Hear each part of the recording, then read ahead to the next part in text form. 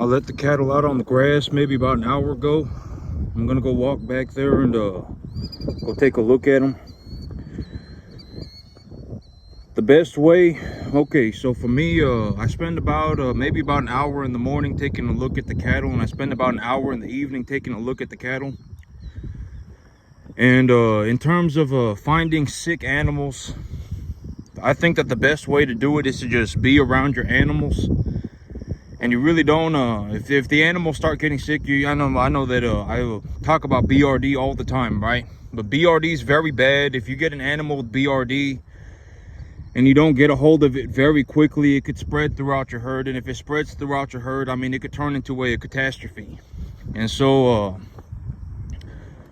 you know, I spend time looking after my animals for a couple hours a day, just standing there looking at them to make sure that I don't see anything wrong with them.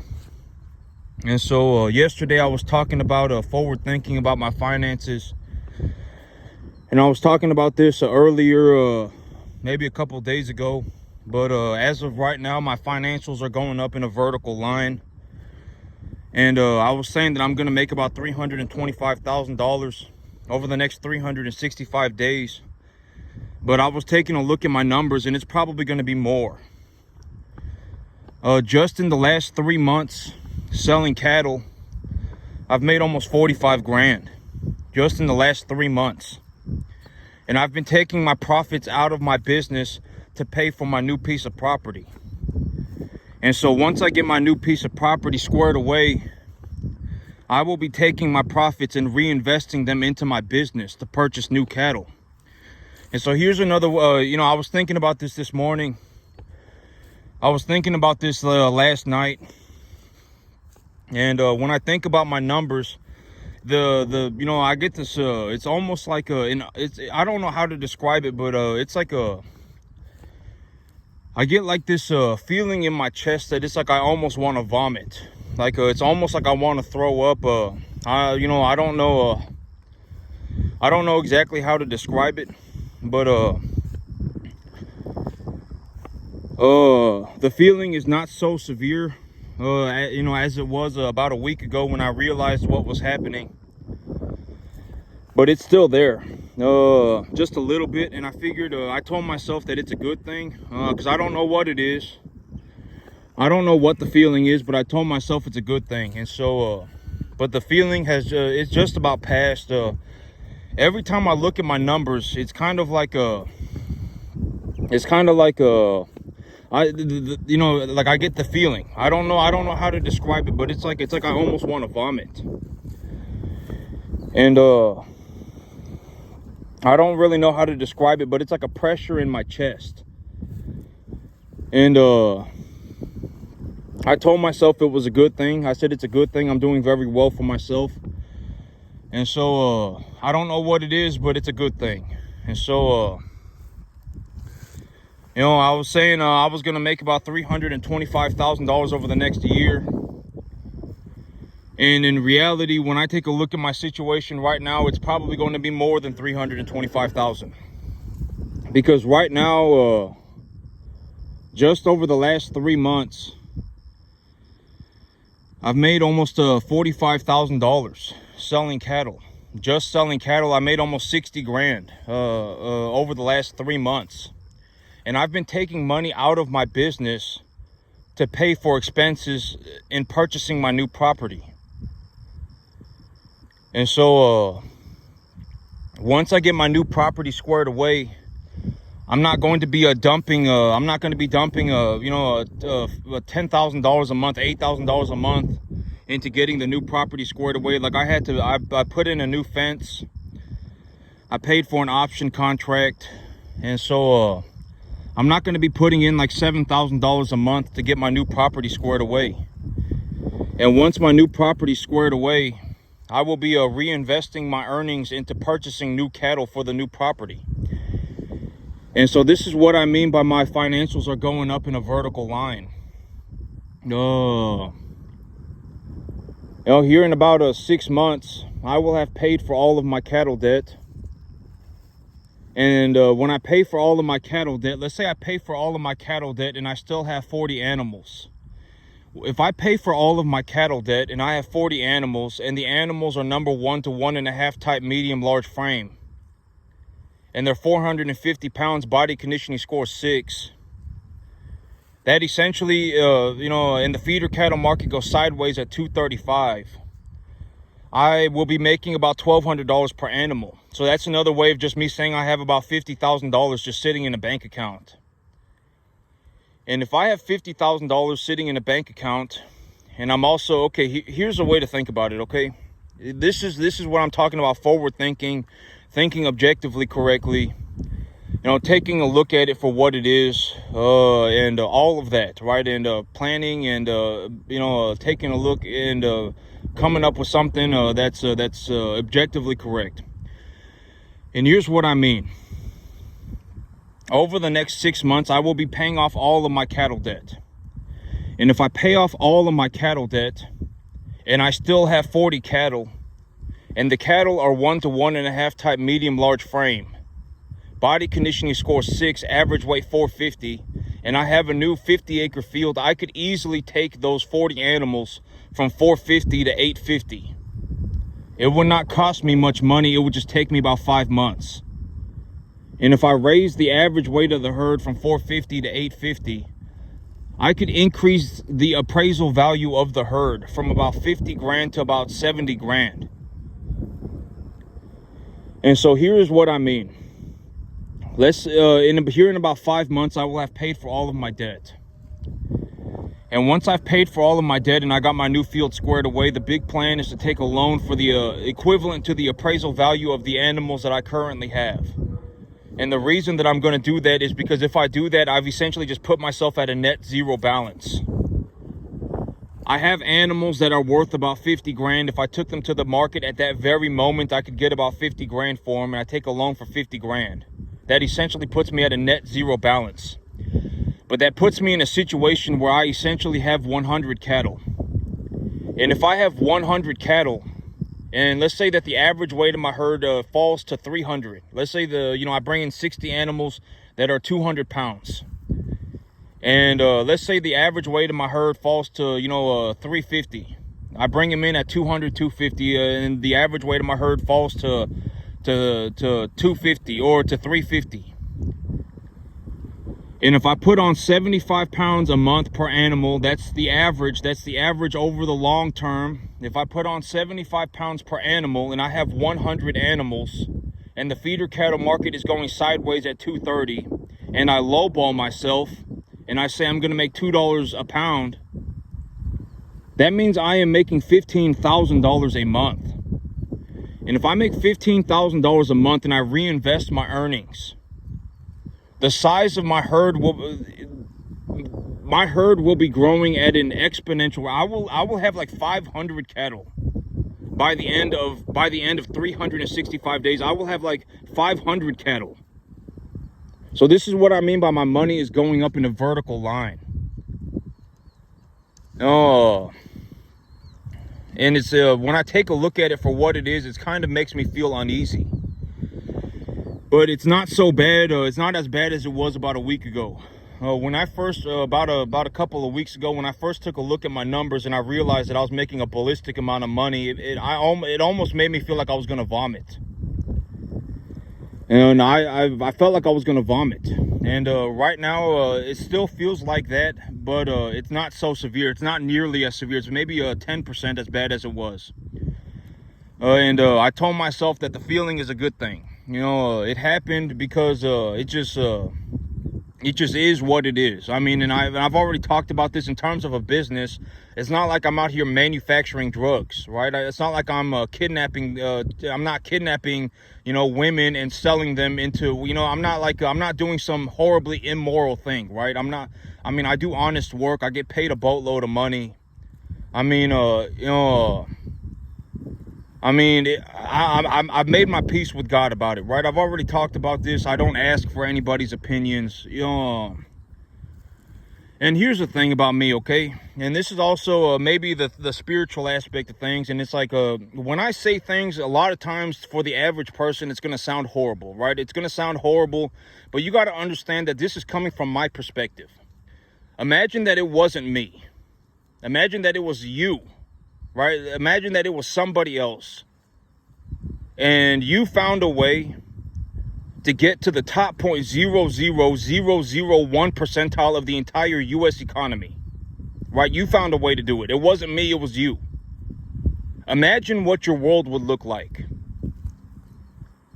Number one, nobody's going to offer you, in terms of, there was nothing that anybody can offer you. I know that sounds horrible when I say it, but I'm just going to be honest. Like, when I take a look at what I'm doing, right? Over the next 6 months, if I lowball myself, I will be netting a net profit of about $15,000. Like, even after I've paid for everything, I will still have $15,000 left over. Even after I've paid for everything, I will still have $15,000 a month left. And if I reinvest those earnings, my earnings will compound. The average person would sell their soul for 20 grand. And I talk about these things, and when I say it, it sounds horrible, but you got to understand that this is, this is coming from my perspective. We just have to be honest. I've already said that the world is not Disneyland, okay? The average person is not a good person. If you had an honest to God conversation with the average person would be a massive pile of problems. All right, and when I say these things, it sounds kind of horrible, right? But you see that animal right there? She's kind of got her head low. That's the animal that I'm looking at right now. I'm going to make sure that she's just kind of dozing off and she's not actually sick. But that's the animal that I'm looking at right now. But, when you see something like that, you don't want to see that. But she could be just dozing off. It feels nice outside. When the cattle, when they doze off when they're asleep, they'll stand like that and doze off. But, I want to make sure that she don't start coughing or anything like that. Yeah, I'm pretty sure she was just dozing off, but I'm keeping an eye on her. And there's another animal over there, number 49. He kind of coughs and stuff like that too. And so those are the two animals that I'm looking at right now. But okay, here's the thing, and I've talked about this, and I'm going to talk about it again today because maybe now it's a good time to say it. Once you start making in the entire U.S. economy, if you start bringing home about $8,000 a month, if that's your take-home pay, if you bring home $8,000 a month and you live reasonably, like you don't just go and buy yourself a nice car, right? You don't just go and buy yourself the biggest house that you could possibly buy. If you live reasonably, it's essentially more money than you could ever use. You can buy 99.999% of anything on the entire planet. If you live on $4 grand and if you invest half of your money and you live on half of your money, you could still live comfortably. If you bring home $8,000 a month and you live on half of it and you invest the other half, you can buy yourself a fourplex, right? And you can essentially do anything that you want. And if you do that, you will make more money back. And I've talked about the entire idea of an investment, right? You should be able to answer these questions on your own. When I bring up a concept like investing, how do I define investing? You should be able to answer this question for yourself. I've talked about this 5,000 times, right? When you're investing, the big idea of investing is you're trading your money for something that is equally as valuable as the money itself, right? I've talked about this. You're not spending money. You're trading the money, right? That's the big idea. You're not spending the money. You're trading the money for something that is equally as valuable as the money that you are trading it for. So a good example of this is, like, let's say you go to the bank and you take a loan for $750,000. Let's say you take a loan for $500,000. And the bank says, okay, for us to give you a loan for $500,000, we want $4,000 a month. And you say, okay, banker, thank you for the information. You go out into the market and you find yourself a property that's $500,000 or whatever, $600,000, right? Or whatever it may be. And you work a deal with the owner. You get the deal squared away. You get it so that you can go forward with the deal. You got a way to go forward with the deal, right? You found a way to go forward with the deal. and now you're paying the bank. Every time you pay the bank $4,000, that money is not just vanishing. You're not spending the money. The reason you are giving the bank the money is because the bank is giving you the property. You're trading the money. That's the big idea of investing, is you're not spending money. That's the big idea, right? I've talked about this. This might be the 5,000th time I've talked about this. And so you can do this with anything. It's not cattle. It's not just real estate. It's not just cattle. You can do this with anything. If you find anything and you take a look at it and you say, this is valuable, not to just me, but to everybody else, to almost everybody else, this is also valuable. Well, what's the monetary value of that valuableness? How do you find that out? You appraise the asset. You find somebody who knows the asset, and then you appraise it. You hear me appraise my cattle all the time. This animal is a number 1 to 1.5 type medium large frame. These animals are some money maker type cattle. These animals got big ears on them, right? I mean, you hear me appraise my animals all the time. And I don't want to jinx myself. I don't want to give myself bad luck. But to this day, I have been correct every single time. I have not miscalculated it one time to this day, right? I've been like within a majority of the time, I've been like within 98% accuracy. And so when you invest in something, you're not spending money. You're trading the money for something that is equally as valuable as the money itself. And the big idea of investing, when you want to become a high-level investor, the big idea is to find an asset that you can knowledgeably appreciate yourself profitably. That's the big idea. And when you can do this, you end up in a situation like me. Right? I mean, you end up in a situation like this, where it's like, even if all I had, it does not matter how much money, and I've talked about this in terms of a concept, and when you take a look at this does not cost me anything. This is the big idea of investing, right? This does not cost me anything. This makes me money. That's the big idea of investing.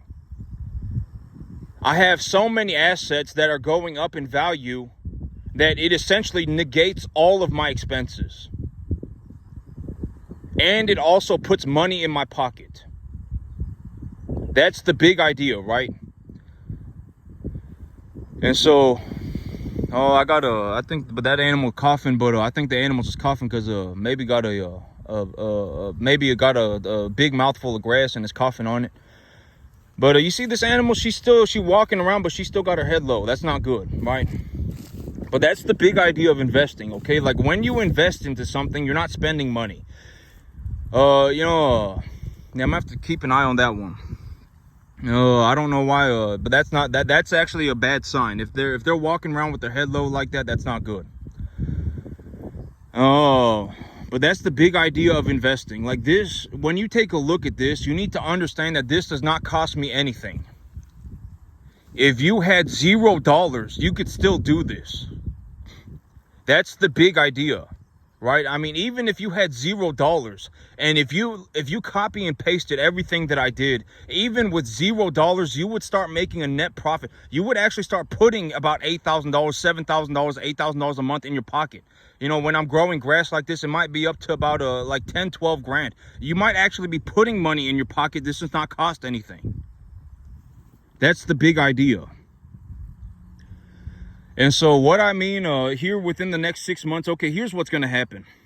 And within the next 6 months, and my money has been going up in a vertical line for about the last 3 months. And here is what's going to happen over the next 6 months, okay? Over about the next 5 months, actually, maybe about the next 4 or 5 months. Here's what's going to happen. Is that I am going to have cleared all of my cattle debt. And once I've cleared all of my cattle debt, I will still have about 40 cattle.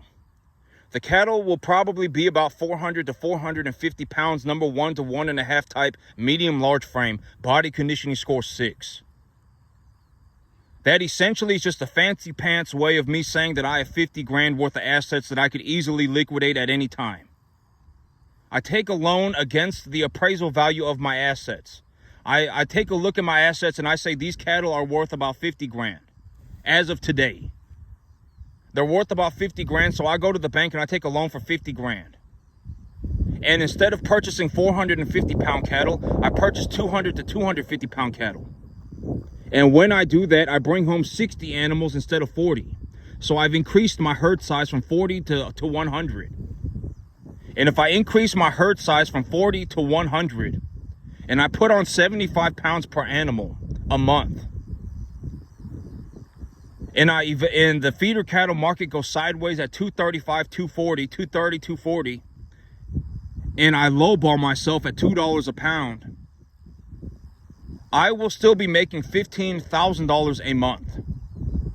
I could pay for the $50,000 worth of debt in 3 months. And also, the animals that I have will be going up in value too. And so, within 365 days, I need to think about I need enough land space to run about 500 cattle. And I was thinking about this too earlier last night and earlier today. But as of right now, I am essentially generating so much money that I could probably just pay cash for my equipment. And I could actually sell portions of my, when I take a look, and I've talked about this, but the power play, I talk about the idea of investing in equipment. I do invest in equipment, but I only invest in equipment after I finished investing in cattle and I finished investing in land. Right? And realistically, I could actually start selling off portions of my herd to purchase equipment, because if I do that and I just pay cash for the equipment, and I talk to my CPA about it. Hey, is this piece of equipment, tax deductible? Which they will probably say yes. Like if I buy a baler, if I buy a mower, tax deductible, right? And so I could actually just sell portions of my herd, and just, if I believe that my herd is growing too quickly, I'm running out of land, etc., I could sell portions of my herd and just take the money and buy equipment. That's something I could do as well. I've talked about my power play. By about March, I'm gonna talk to my CPA, and if my taxes are too high, I'm just gonna buy myself a new truck. And I talked about this, in terms of, the whole tax thing. Everybody has access to the same information. Everybody could do this if they wanted to. No, I'm not suggesting that you go and start a business. I've already talked about this. You should not start a business just to write off your income tax and then lose all your money. Because if you start a business, because if your big idea is, oh my God, I'm going to start a business so that I can write off my income tax. If that's your big idea and then you lose all your money by starting your business, you were better off just paying your taxes. All right. I mean, there are realistic ways that you can, like if you go and you purchase a business right now, and I've talked about this, but if you go and you purchase a business right now and the business requires that you have a certain size truck, then you can purchase the business, and if the business has no real estate connected to it, you can usually purchase those businesses for about 1.25 times EBITDA. You can purchase a business that does about $10,000 a month of revenue, of income, for about 160 grand. I mean, even after you pay for your new truck and everything, you would still be coming home with like $5,000 a month. And you would also be building equity in the revenue. You would be building equity in the income of in the value of the business, right? Because the business is valuable. The business, I've already talked about the value of a business. If you want to figure out what the value of your business is, the way you figure it out is you ask a banker. If you have a business that is making money, that business is valuable. How valuable is it? You go and you ask a banker. Like this business right here, if I walked into a bank right now and I showed a banker my paperwork and I said, hey, I've been averaging about $8,000 to $10,000 a month of net take-home pay. How much is my business worth? They will just flat out tell me. I have this many assets. I have these assets. I have this tractor. Whatever it may be, the bank will tell me. Right? I mean, the bank will just tell me. And so, and if you find a business and you find a business that's kind of cool, and you say, I could do this. It's not out of reach for me. I could do this business. You can purchase that business, and then on your first year having that business, you can purchase yourself a new truck. And if you do that, you can essentially write off your entire taxes for the first year, or talk to your CPA. You may want to depreciate the value of the truck by 20% over the next 5 years. I mean, talk to your CPA about it. And so, you could even consider taking a 6-year loan and then depreciating the value of I don't know. Talk to your CPA about it, okay? Talk to your accountant. Your accountant will tell you. And so, but as of about 3 months ago, my financials have been going up in a vertical line. Just over the last 3 months, I've made almost 60 grand. I made just about $45,000 selling cattle over the last 3 months. And I've been taking the profits from my business to pay for expenses to get my new piece of land put together and everything working. And pretty soon, I will get that new piece of property squared away. And once that new piece of property is squared away, I won't have to dump money into getting the property. Like, I'm not gonna, be dumping $7,000 a month into the new property. And I'm gonna be reinvesting my earnings into building my herd. And just on the first month, it's gonna be a lot of money. I am anticipating, reasonably anticipating, like when I take a look at my numbers, I am just reasonably anticipating that I'm gonna have something about $15,000 a month left over. After I've paid for everything, I will still have about $15,000 a month left over. That's what I am anticipating. And if I reinvest those earnings, I can grow my herd at an exponential pace. And I was thinking about that, and I was like, okay, should there ever be a circumstance where I believe that my herd is growing too quickly and things are kind of getting out of hand, I can't buy land fast enough, etc., etc., I could actually liquidate a portion of my herd and just pay cash for any equipment that I may need. Not even need, I can just go out and buy something. Right? I mean, like, it's like, if it gets to the point where it's like I have so much money that it's getting out of hand, like things are getting out of hand, I can't buy land fast enough, I can't buy cattle fast enough, then I can just take 100 grand and just go and buy something with it. I can just go and buy myself a new truck. I can go and buy myself a baler. Right? So that's, this is also what I call forward thinking. Right? Anticipate the problems that are going to happen. Think about things objectively, and then, come up with a reasonable conclusion. Right? Within 6 months, I will have paid for all of my cattle debt. If I pay for all of my cattle debt, and I still have 40 animals, and the animals are number 1 to 1.5 type medium large frame, body conditioning score 6, 450 pounds. That's just another fancy pants way of saying I have 50 grand right now, and realistically within 3 months that 50 grand will be closer to 70. Right? The animals will have gone up to about 750 pounds, 700 pounds. And so, so that's the solution. That's the solution that I've come up with. My money is growing at a vertical pace. I mean, it almost makes me want to throw up. Like when I took a look at my finances, it almost made me want to vomit. But my money is climbing at a vertical pace. I mean, I have not seen money like this before in my entire life. And within 6 months, when I start reinvesting my earnings within 365 days, I'm going to need to have like over 500 cattle. If I'm just going to invest in just straight cattle, I will need to have like 500 cattle.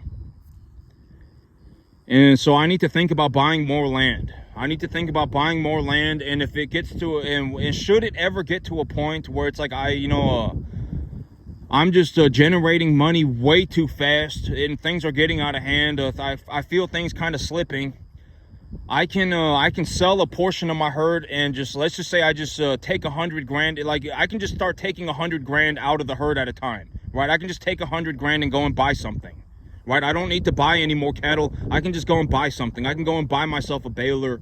I can go and buy myself a truck. I can just pay cash. I can buy myself a new trailer. Whatever it is that I may need, I can just go and buy it instead of buying more cattle. And so, That's the solution. Those are the problems that I see happening. One of the big problems that I'm having right now is that I am making a boatload of money. And it's like and I was talking about this earlier. I was talking about this about a week ago. But I don't want to be in a situation where I am having to invest, 200 grand at one time. Here pretty soon it's going to happen. I'm going to have to invest a large amount of money very quickly. But me right now on this field, my income is about, I would say about $325,000 a year. Right, this on this 10.5 acre field, I make between about $250,000 and $325,000 a year. So I don't want to wait until the very end of the year. It's like I lived on 50 grand and now I have 200 grand in my bank account. I don't want to wait until the very end to have to invest all 200 grand. And also, I was going to talk about this.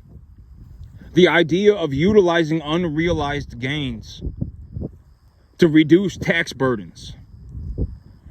Like if I take a look at my herd and I say I still have the capacity to appreciate the value of this animal profitably, and I don't want to bring home any more cash, my tax burdens are too high, I've purchased a new truck, I've purchased a new baler, I've purchased a new everything, and my tax burdens are still very high, well then I can stop selling animals. I can just hold on to them until the next tax year and just let the value of the animal, and if it turns out that I don't have the capacity to appreciate the value of the animal profitably, but it would still be more profitable for me to take a loss from not being able to appreciate the value of the animal profitably than it would be for me to pay income tax, then I could just hold on to the animal. And so, I don't have to turn the animals back into cash if I don't want to. And that could also be another way for me to solve I made too much money and now I have to pay a boatload of taxes. That's another way to solve that problem. And so, that's what's happening right now. My income is going up on a vertical pace. I took a look at what I was doing and it almost made me want to vomit.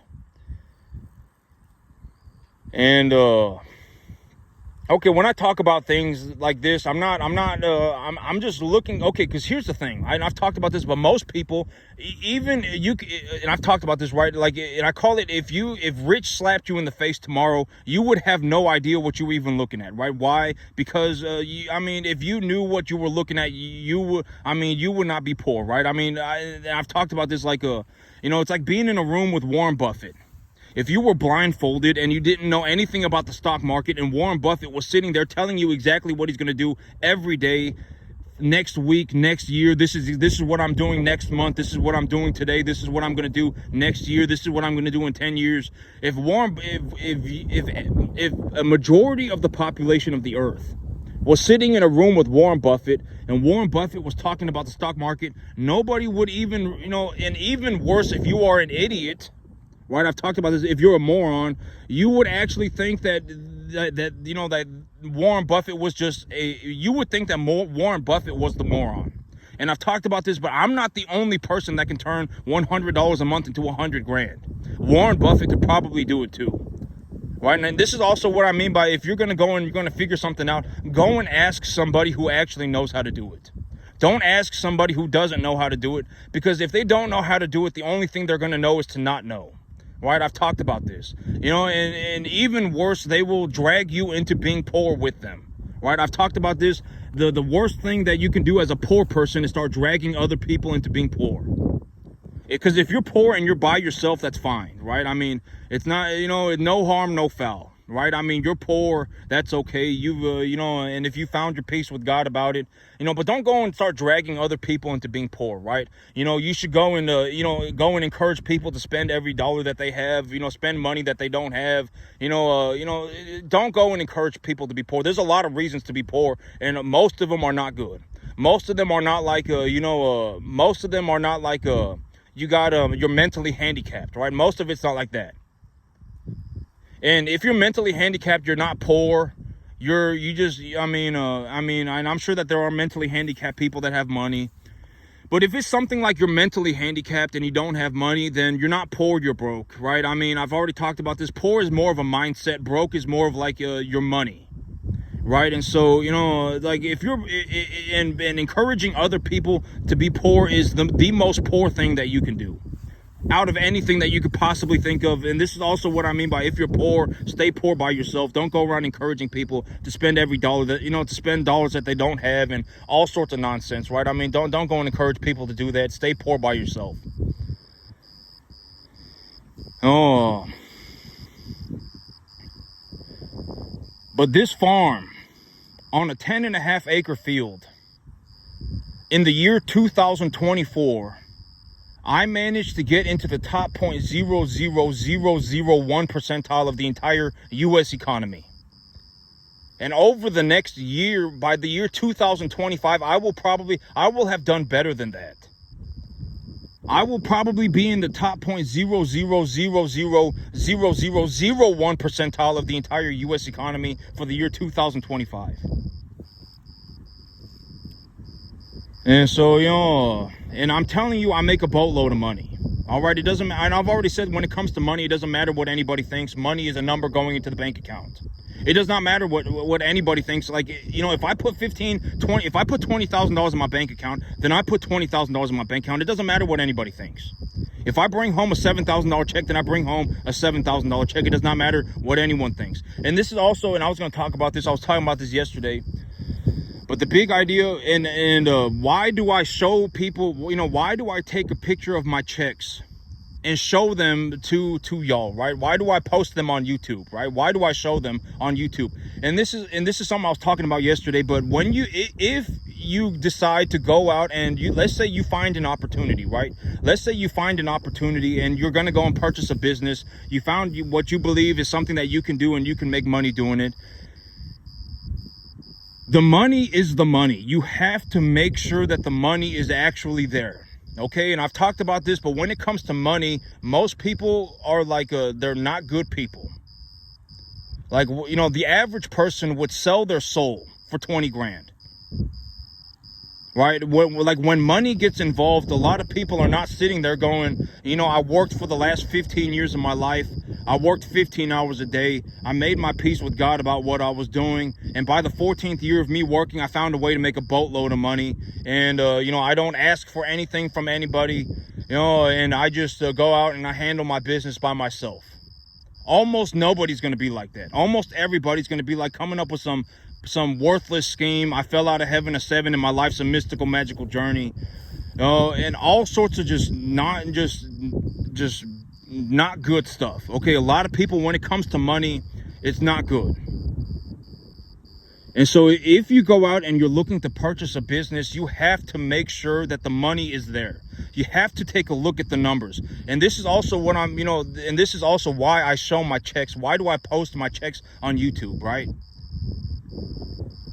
Because if you go out and you purchase or you do anything, when you do, let's say you actually decide to start a business, right? Let's say you decide to start a business, which I've already said most people should not be starting a business. But if you are going to start a business, you should be in a situation where it's like you can put $100 into it and make 8 grand back. That should be your big goal. Like if you can put $100 into something and make $10,000 back, then sure, go and start a business. But if it's not like that, you should not be starting a business. You would probably be better off just getting a good job or buying a business. And so, you know, you have to make sure that the numbers are the numbers. You're going to hear me say this all the time. The numbers are the numbers. You have to make sure that the numbers line up. If the numbers don't line up, people will steal, people will cheat, people will lie, people will do anything that they can. A lot of people, I've seen people sell their soul for $10. I mean, money brings out the best and the worst of people. And so, when it comes to business, you have to learn how to look at the money. You have to, and I've talked about this all the time, right? You have to learn how to consider the money. You should be looking at things and determining how much money is involved, how much money is being made, etc., etc. You need to learn how to do that. You need to open your perspective to that. You should be able to look at something and determine how much money is involved. And if you can't do that, I mean, you're not going to make it in business. You should go and do something else.